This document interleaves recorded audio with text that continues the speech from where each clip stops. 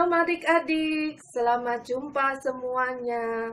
Kiranya semua dalam keadaan sehat dan semua dalam keadaan yang sukacita. Mari adik-adik, kita memulai ibadah sekolah minggu pada hari ini. Kita berdoa. Tuhan Yesus, terima kasih kalau pada hari ini kami boleh melakukan ibadah sekolah minggu. Tuhan Yesus, terima kasih untuk kasih kemurahan-Mu untuk kami, untuk kesehatan, untuk berkat-berkat jasmani yang boleh kami terima. Tuhan Yesus, kalau pada kesempatan ini kami boleh kembali Tuhan memuji dan menyembah Engkau itu karena kemurahan-Mu.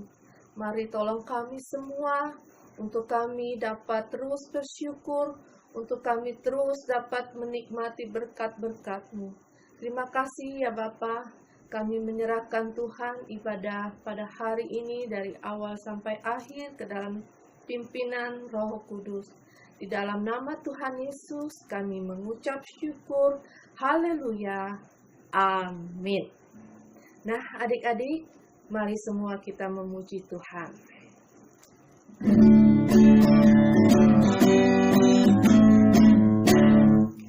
Selamat jumpa kawan semua dalam kasih Tuhan, memuji dan menyembah nama-Nya dengan sukacita. Aku anak istimewa, dikasihi Tuhan. Mari semua memuji nama-Nya. Selamat jumpa. Selamat jumpa kawan semua dalam kasih Tuhan, memuji dan menyembah nama-Nya dengan sukacita. Aku anak istimewa, dikasihi Tuhan. Mari semua memuji nama-Nya. Dari terbit matahari sampai pada masuknya, biarlah nama Tuhan dipuji. Dari terbit matahari sampai pada masuknya, biarlah nama Tuhan dipuji.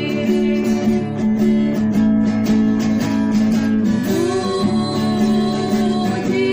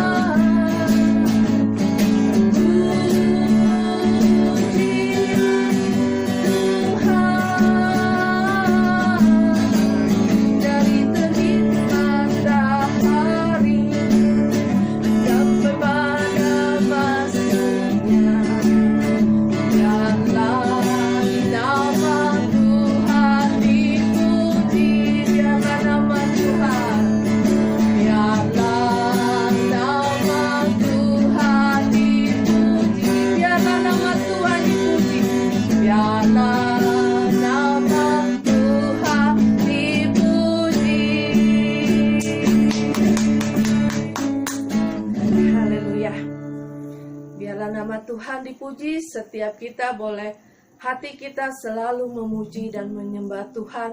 Apapun situasi dan kondisi saat ini, kita mau terus memuji dan menyembah Tuhan.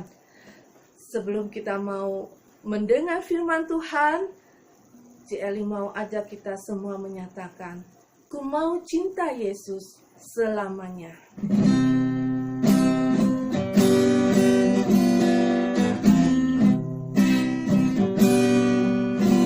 Ku mau cinta Yesus selamanya.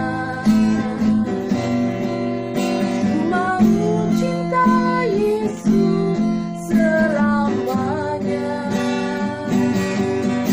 Meskipun badai silih berganti dalam hidupku, ku tetap cinta Yesus selamanya.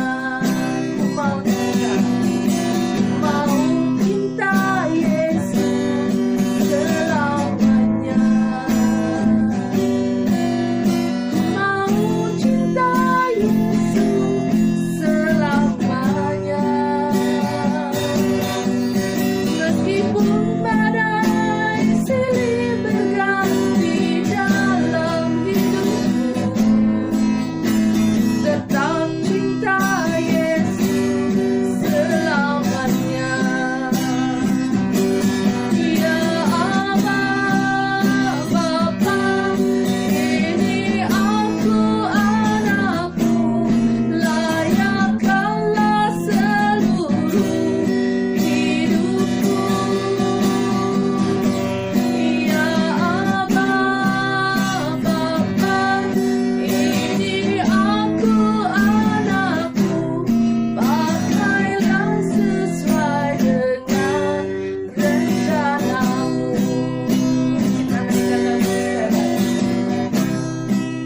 Ku mau cinta Yesus selamanya. Ku mau cinta Yesus selamanya. Meskipun badai silih berganti dalam hidupku, tetap cinta Yesus selamanya. Ya Allah Bapa, ini aku anakmu, pakailah sesuai dengan rencanamu. Pakailah sesuai dengan rencanamu.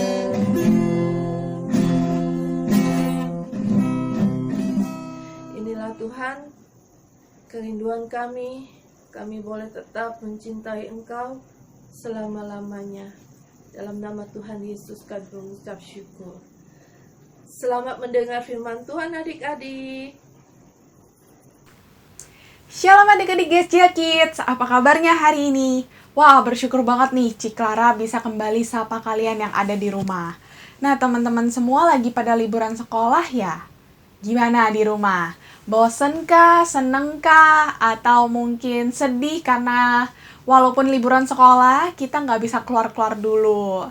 Boleh langsung ekspresiin diri kalian marah atau sebagainya. Atau bisa kalian tulis di kolom chat supaya Cici tahu nih, kira-kira siapa aja yang mulai bosen di rumah. Nah, teman-teman, hari ini kita mau dengerin firman Tuhan. Tapi sebelumnya kita bersatu dalam doa terlebih dahulu ya. Yuk sama-sama kita bersatu dalam doa. Tuhan Allah Bapa yang baik, kami bersyukur dan berterima kasih. Kami punya Allah seperti Engkau yang hebat dan luar biasa. Tuhan, jikalau sebentar kami mau mendengarkan firman-Mu, Tuhan saja yang pimpin kami, Tuhan, pasang telinga, hati, dan pikiran, supaya kami bisa mengerti apa yang akan Engkau sampaikan pada hari ini. Terima kasih Tuhan Yesus, berkati juga Cik Clara yang akan menyampaikan firman-Mu. Biarlah firman-Mu menjadi berkat bagi semua orang. Dalam nama Tuhan Yesus kami berdoa dan mengucap syukur. Haleluya. Amin. Nah, teman-teman semua, hari ini firman Tuhan ya Cici kasih judul kemurahan hati yang menyembuhkan. Nih, kalian bisa lihat di sini. Kemurahan hati yang menyembuhkan. Nah, teman-teman, kita buka dulu ya di Lukas 10 ayat 25 sampai 37.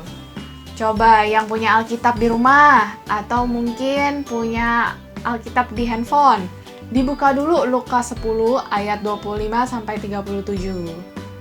Cici kasih waktu nih. 5, 4, 3, 2, 1. Nah, judulnya adalah orang Samaria yang apa? Yang apa? Yang murah hati. Nah, teman-teman, sebelumnya Cici mau cerita dulu nih. Hari ini kita belajar di Alkitab tentang perumpamaan yang Tuhan Yesus sampaikan. Perumpamaan itu apa sih? Perumpamaan itu adalah sebuah kisah cerita yang dimana sifatnya itu mengajar atau bernilai sesuatu yang ingin Tuhan Yesus sampaikan, tapi tidak langsung, tapi melalui cerita. Yuk kita sama-sama denger ya. Di sini Cici punya ilustrasinya. Nah, jadi teman-teman, di sini ada seseorang yang sedang turun dari Yerusalem ke Yeriko. Nah, sebelumnya ini adalah perumpamaan yang Tuhan Yesus sampaikan karena ada seseorang yang ingin mencobai Tuhan Yesus, yaitu seorang ahli Taurat. Setelah ahli Taurat ini ingin mencobai Tuhan Yesus cerita nih tentang ini. Kenapa ya ahli Taurat ini ingin mencobai?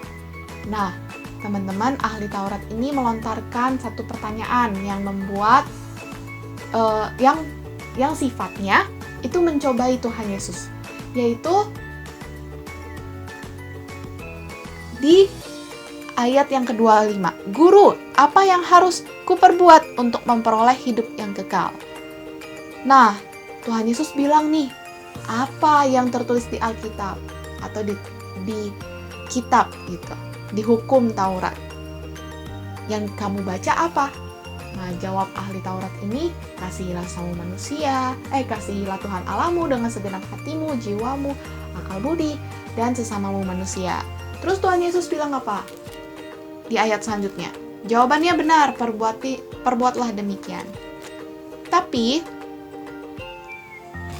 untuk membenarkan dirinya nih, supaya dia merasa, karena kan dia mau mencobai Tuhan Yesus, dia akhirnya bertanya, dan siapakah sesamaku manusia? Nah, dari situ teman-teman, Tuhan Yesus cerita tentang orang Samaria yang baik hati ini. Kita langsung lihat yuk. Jadi ada seseorang nih yang turun dari Yerusalem ke kota Yeriko. Saat dia mau turun, saat dia dalam perjalanan, tiba-tiba dia dirampok.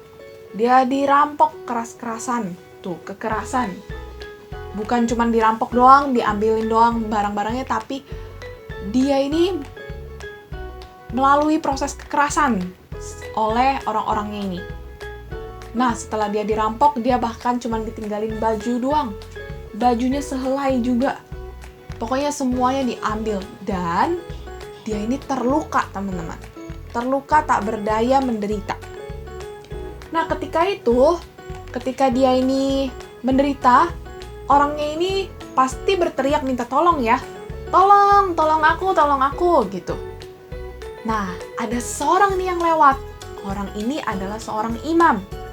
Nah, ketika itu seorang imam ini bukannya nolongin, dia malah cuma bahkan lewatinnya di seberang jalan. Terus ya udah, pergi aja. Nah, orang yang kedua yaitu siapa? Ayo, yang tahu. Seorang Lewi. Nah, orang Lewi ini juga, padahal orangnya udah menderita gitu ya, bilang kayak, tolong aku gitu. Karena kan pasti kesakitan. Kalau kesakitan, pasti kita berteriak minta tolong aku, mungkin ya orang itu berkata. Tapi orang Lewinya malah justru cuma lewatin doang, dan bahkan lewat dari seberang jalan. Nah, yang ketiga yaitu siapa? Adik-adik semua, teman-teman. seorang Samaria. Orang Samaria ini lewat, bukan cuma lewat, dia berhenti dan dia menunjukkan apa? Belas kasihan. Dia kasihan nih sama orang ini. Waduh, ada orang yang menderita, ada orang yang sakit gitu. Langsung dia tolong, bukan cuma dia tolong, dia obatin dulu.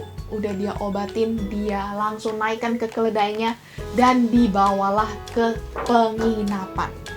Sesampainya di penginapan, teman-teman tahu nggak? Lebih baik lagi, dia bilang, ini aku kasih uang 2 dinar. Kalau kurang, kamu talangin dulu, atau kamu bayarin dulu, nanti lebihnya itu aku bayarin lagi ke kamu. Gitu, ke penjaganya ini, penjaga penginapannya. Tolong rawat sampai sembuh. Orang Samaria ini bilang gitu.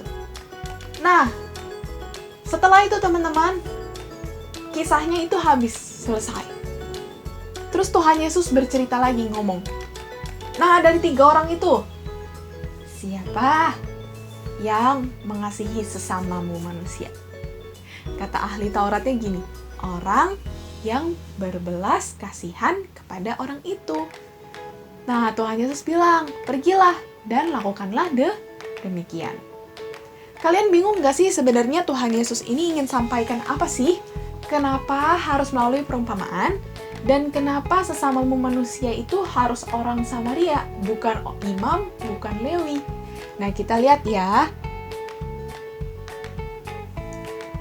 Nah, sebenarnya imam itu siapa sih, Cici? Seorang imam dan juga Lewi itu adalah tokoh penting gereja. Tokoh penting gereja, dia itu orang yang tahu firman Tuhan. Seorang yang kenal banget ahli Taurat atau hukum Taurat. Dan dia itu orang-orang penting di gereja. Artinya mereka percaya nih sama kebenaran firman Tuhan. Imam dan Lewi. Tapi apa tindakannya teman-teman? Dia cuman lewatin doang, bahkan dari seberang jalan. Kayak nggak tahu apa-apa gitu. Bahkan tidak menunjukkan belas kasihannya seperti orang Samaria ini. Tapi orang Samaria itu siapa? Orang Samaria itu adalah orang yang dibenci, bahkan dimusuhi sama orang yang menderita tadi, sama orang-orang Yahudi, sama orang-orang yang kenal firman Tuhan itu. Nah, orang Samaria ini adalah orang yang dibenci banget sama orang Yahudi. Tapi yang mengasihi dan menunjukkan belas kasihannya malah justru orang Samaria ini, teman-teman. Nah, kira-kira Tuhan Yesus ingin sampaikan apa sih melalui firman ini? Satu hal, yaitu ada beberapa hal juga, tapi yang satu yang Cici tarik yaitu menjadi pelaku firman itu lebih baik daripada hanya sekedar tahu tentang firman Tuhan. Jadi mungkin teman-teman semua tahu nih kisah orang Samaria yang murah hati ini. Wah, kalian tahu kisah Daud, kisah Daniel, kisah Yunus, di perut ikan, Nuh, dan sebagainya. Kalian tahu semua ceritanya. Kalau ada tebak-tebakan Alkitab, kalian pasti tahu. Nah, tapi teman-teman, adalah lebih baik, kata Tuhan, menjadi pelaku firman daripada cuma tahu nih firman Tuhannya. Lebih baik kita mengasihi sesama langsung berbelas kasihan, timbang kita cuma tahu dan cuma lihat doang kebenaran firman Tuhan itu. Oh, mungkin orang imam dan Lewi itu cuma ngelihat doang, terus habis itu kabur. Tapi jadilah seperti orang Samaria yang dimana dia itu mau menolong, berbelas kasihan. Nah, karena judul dari firman ini adalah kemurahan hati yang menyembuhkan, teman-teman, pelaku firman atau firman Tuhan yang ingin disampaikan hari ini adalah kita harus punya sikap murah hati.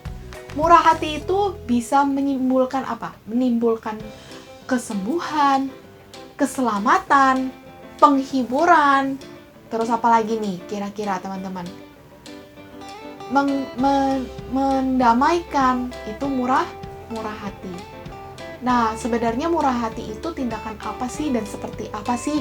Yuk kita langsung lihat aja. Jadi kemurahan hati adalah kemampuan kita untuk bersimpati. Yang pertama, kemampuan kita untuk bersimpati. Bersimpati itu apa? Simpati itu memberikan belas kasihan seperti tadi, orang Samaria tadi. Yang kedua, yaitu kita mampu untuk melihat penderitaan orang lain. Kita lihat nih, ada orang yang menderita atau kesusahan, misalnya mama atau mbak atau adik kakak kalian lagi kesulitan, lagi butuh pertolongan. Kalian itu langsung peka, langsung tahu nih, oh mereka itu butuh ditolong atau sedang kesulitan deh istilahnya. Bukan langsung kita mikir oh butuh ditolong, tapi lebih ke sikap di mana orang ini lagi kesusahan loh, lagi kesulitan loh gitu. Terus yang ketiga apa, Ci? Adalah adanya tindakan untuk menolong. Baru tuh, dari pertama kita bersimpati, berbelas kasihan. Kedua, kita bisa ngeliat tuh penderitaan orang lain. Oh, orang lain ini sedang kesulitan. Yang ketiga adalah adanya tindakan untuk menolong. Jangan cuma sampai kita tahu doang, tapi kita lakukan. Seperti siapa? Seperti orang Samaria. Nah, teman-teman, orang Samaria itu adalah orang yang dimusuhi oleh Yahudi. Nah, kita, teman-teman, adalah kita mau ya seperti orang Samaria ini, walaupun kita mungkin dibenci sama orang, atau sekalipun orang yang kita tolong itu adalah musuh kita, atau orang yang tidak percaya kepada Tuhan, kita pun tetap harus bisa menunjukkan kemurahan hati kita kepada orang tersebut. Caranya gimana, Ci? Kalau sekarang kita bisa melihat penderitaan orang-orang yang sedang terkena COVID-19. Tindakannya apa, teman-teman? Tindakannya adalah berdoa, karena kita memang cuma bisa berdoa saat ini. Terus apa? Mungkin kalian punya info dari mama, dari papa, punya info cara untuk menolong orang-orang yang terkena COVID-19 ini. Kalian boleh kasih tahu mama papa, tolongin, ada temenku yang kena gitu, mama papanya. Ini harus gimana ya? Nah gitu, selain berdoa, kita juga harus bertindak. Ingat kata Tuhan Yesus dalam firman-Nya, menjadi pelaku firman Tuhan, menjadi murah hati, menunjukkan kasih-Nya kepada sesama itu jauh lebih baik daripada kalian cuma sekedar tahu. Gitu teman-teman semua. Jadi mau nggak teman-teman untuk kita bermurah hati kepada orang-orang yang mungkin belum percaya atau mungkin orang-orang yang sedang menderita supaya terjadi kesembuhan? Salah satunya adalah berdoa untuk siapa yang sekarang menderita, orang-orang COVID-19. Terus juga mungkin orang-orang di sekitar kita mau berdoa untuk mereka semua. Mau? Yuk sama-sama kita kalau gitu mau berdoa untuk mereka. Tapi sebelumnya Cici punya ayat hafalan nih, supaya kalian di rumah lebih merenungkan lagi firman Tuhan hari ini. Yaitu di Matius 5 ayat 7. Berbahagialah orang yang murah hatinya, karena mereka akan beroleh kemurahan. Bener banget nih di ayat hafalan hari ini. Ketika kita mau menolong orang lain, bersimpati, berbelas kasihan, maka apa yang kita peroleh? Kita memperoleh kemurahan juga, atau kita menerima berkat juga dari siapa? Dari Tuhan. Tapi jangan cuma mau berkatnya ya, karena firman Tuhan berkata kita harus jadi pelaku firman. Yuk sama-sama kita bersatu dalam doa. Jangan lupa ayat hafalannya di Matius 5 ayat 7. Sama-sama kita bersatu dalam doa yuk teman-teman, supaya firman Tuhan hari ini benar-benar tertanam dan bertumbuh di dalam hidup kita. Sama-sama kita berdoa. Tuhan, kami mengucap syukur karena Engkau begitu baik bagiku. Tuhan saja yang tolong pimpin Tuhan, supaya kami memiliki sikap hati yang murah hati, dan juga kami ingin menolong dan juga berdoa untuk orang-orang yang sedang menderita, terutama untuk orang-orang yang terkena COVID-19, dan juga dunia ini, bangsa ini Tuhan yang masih di dalam pandemi. Tuhan saja yang tolong pulihkan, Tuhan yang berikan solusi, berikan penghiburan, sukacita buat orang-orang yang mungkin terkena COVID-19 atau bersedih hati karena COVID. Tapi kami percaya Tuhan terus menolong mereka. Di dalam hati kami mau beri dan menjadi pelaku firman, kami mau berdoa hanya di dalam nama Tuhan Yesus. Kiranya Engkau yang berkati mereka. Tuhan juga berkati anak-anak-Mu Tuhan yang ada di rumah, dan juga kedua orang tuanya, dan juga keluarganya. Tuhan yang berkati, biar mereka semakin mengenal Engkau dan semakin kuat di dalam Tuhan Yesus Kristus. Dalam nama Tuhan Yesus kami berdoa dan mengucap syukur. Haleluya. Amin.